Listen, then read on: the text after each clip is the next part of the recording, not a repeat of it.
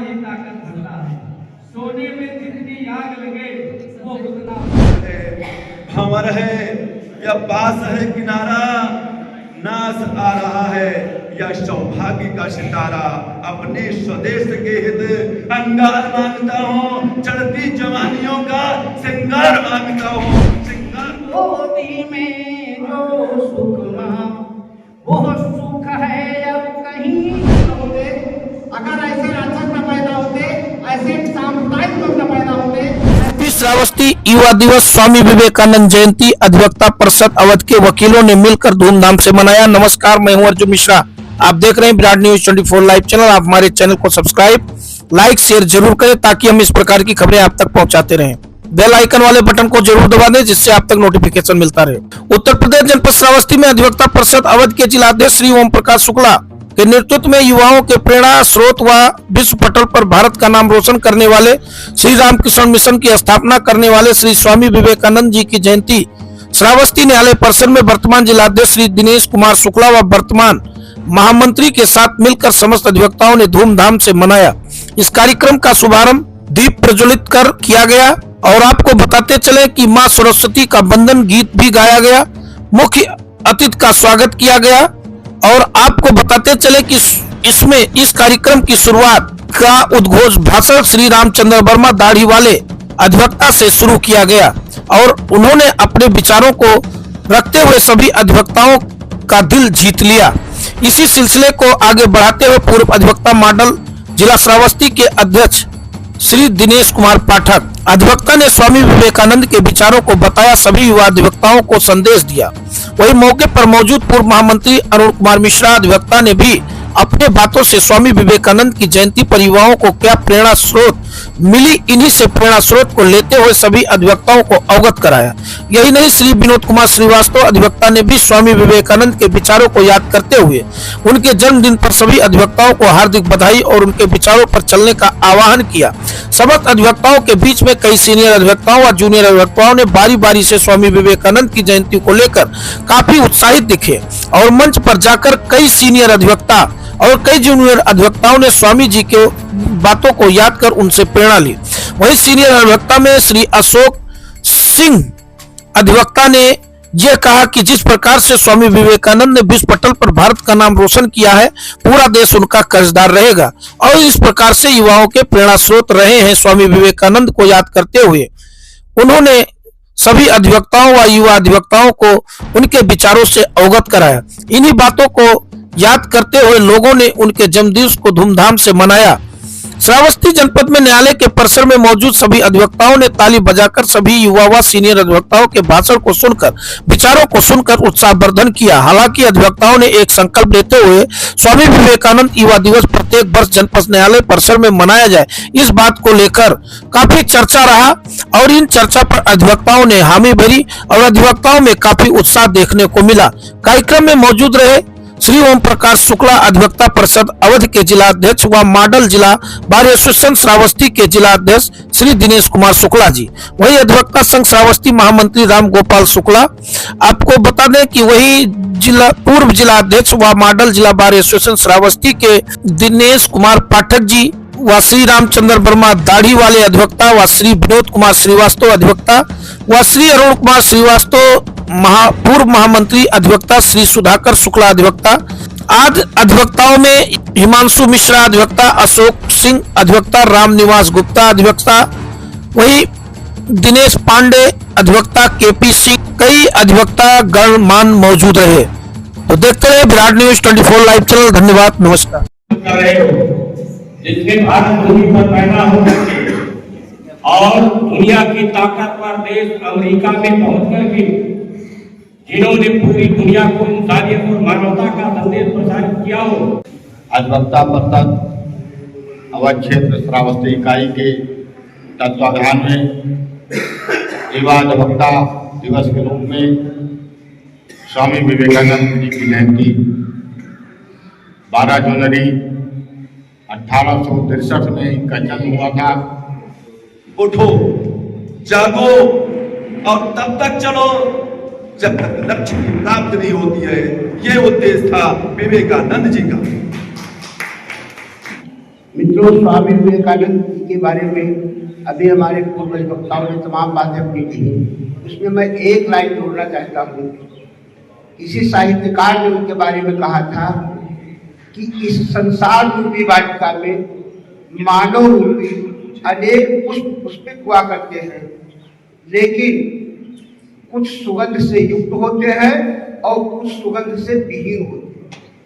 उन सुगंधित पुष्पों में से स्वामी श्री विवेकानंद जी को पा करके हमारी माँ भारती ने अपने को धन्यवाद। सनातन के बारे में इतनी सर्वोच्च बातें कह करके गया है, ये वहां कहां जा करके मतांतर करा करके और उस सनातन को भ्रष्ट करने का प्रयास कर रहे हैं। यूरोपियों को इस पर सोचना चाहिए। आज ये युवा अधिवक्ता दिवस है, सामंजस्य है दो विषयों पर, दोनों इस भारत के बहुत सर्वोच्च स्तर के विषय है। युवा की सर्वोच्च विषय है और अधिवक्ता की सर्वोच्च विषय है। विवेकानंद जी ने बहुत ही कम उम्र में अपने युवा यानी कि लगभग जो मेरी जानकारी में 30 वर्ष की उम्र में शिकागो में विश्व संसद में सनातन धर्म को लेकर और जो भारतीय संस्कृति के बारे में जो उन्होंने वहाँ अगुवाई की भारत की, उससे पूरे विश्व में भारत का नाम है। रही बात सुनिश्चित चुनाव में जो चीजें हैं, आत्मज्ञान, आत्म सुधार, दूसरों की सेवा करना। स्वामी विवेकानंद जी हर जीव हर इंसान में परमात्मा का वास मानते थे, इसीलिए उन्होंने सबसे ज्यादा इस चीज पर प्रेरणा दी हम लोगों की दूसरों की जरूरतमंदों की सेवा करनी चाहिए, क्योंकि हम लोग अधिवक्ता हैं। हम लोग भी एक प्रकार से उनके विचारों का अनुसरण करते हुए उनके प्रेरणाओं को आगे बढ़ाने में अपने दैनिक जीवन में भी दूसरों की जरूरतमंदों की सेवा कर सकते हैं। 11 सितंबर 1893 में अध्यात्म और दर्शन के विषय पर जो अपने उद्बोधन दिए थे, उससे संपूर्ण विश्व अवाक हो गया था और उनसे प्रेरणा लेने के लिए विवश हो गया था। गोदी में जो सुख मां, तेरी गोदी में जो सुख मां, वो सुख है अब कहीं नहीं कर सकते आकर्षित हमको, ये चांद सितारे कहीं नहीं, तेरी गोदी में जो सुख मां।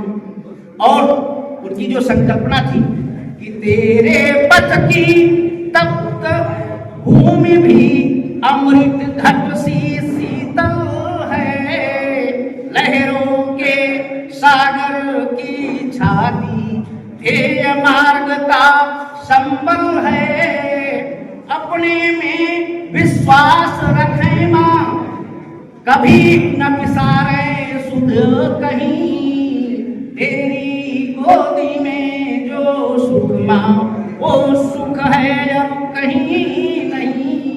ये उनका संकल्प था। वह भी कम से कम ऐसे हो जिनका चरित्र उज्जवल हो, जिनका भविष्य उज्जवल हो, और जो कर्म करें वो अच्छा करें, उनको हम प्रेरणा दें। और जो यह वातावरण चल रहा है, इस वातावरण में हम उनको विकसित न होने दें कि नहीं, उनका जो चरित्र है इस वातावरण में हो जाए। क्योंकि यह कहा गया है, उनका एक सपना था कि अगर ऐसे राक्षस न पैदा होते, अगर ऐसे राक्षस न पैदा होते, ऐसे सांप्रदायिक लोग न पैदा होते, ऐसे कट्टरता वाले लोग न पैदा होते, तो ये जो हमारा विश्व है, जो हमारा भारत है, ये बहुत आगे होगा। तो हम कट्टरता को जन्म नहीं देंगे, हम राक्षसता को जन्म नहीं देंगे, हम मनुष्यता को जन्म देंगे, केवल मनुष्य बन करके। और उनका जो धार्मिक जो भावना था उनका, वो ये था कि मानवता का सेवा करना। और उनके 4 कर्तव्य थे। एक पहला कर्तव्य जो स्वामी विवेकानंद का था वो था आत्मविश्वास। दूसरा कर्तव्य था उनका ज्ञानोपार्जन, ज्ञान का अर्जन करना। तीसरा कर्तव्य था आत्म सुधार और चौथा कर्तव्य था मानव सेवा।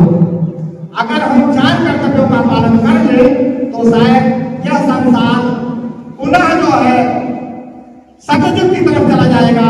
और जैसे कहा गया था कि भारत देश जो है वह सोने की चिड़िया है और फिर सोने की चिड़िया की तरफ खेले जा सकते हैं और उनके मार्गों पर चलने का प्रयास हम लोग करना चाहिए विद्यार्थियों के साथ है। आदरणीय वर्मा जी ने तो हमारे नहीं कहा, लेकिन मैं कहता हूँ इन युवाओं का आह्वान करता हूँ कि फलक तो जिद है, यदि बिजलियां गिराने की तो ये युवा का संकल्प होना चाहिए कि मुझे भी जिद है बड़ी आशियाना बनाने चाहिए। ये युवा ही कर सकता है। मैं युवाओं का आह्वान करता हूँ कि लोहा जितना तपता है उतना ही ताकत भरता है, सोने में जितनी आग लगे वो उतना प्रखर निखरता है, हीरे पर जितनी धार पड़े वो उतना अधिक चमकता है, मिट्टी का बर्तन पकता है तब उन पर खनकता है। सूरज जैसा बनना है तो सूरज जितना चलना होगा, नदियों सा आदर पाना है तो पर्वत छोड़ निकलना होगा। तो सभी युवाओं का आह्वान मैं करता हूँ कि आज ये संकल्प दिवस है और विशेष तौर से युवाओं के लिए कि आप ये संकल्प लें कि सांस्कृतिक राष्ट्रवाद और एक विचार के साथ भारत के साथ हम कैसे जुड़ सकते हैं और न्यायपालिका में ज़्यादा से ज़्यादा कैसे सहयोग करके वादकारियों को लाभ पहुंचा सकते हैं। कार्यक्रम बहुत देर से चल रहा है, तो मैं बस इन्हीं शब्दों के साथ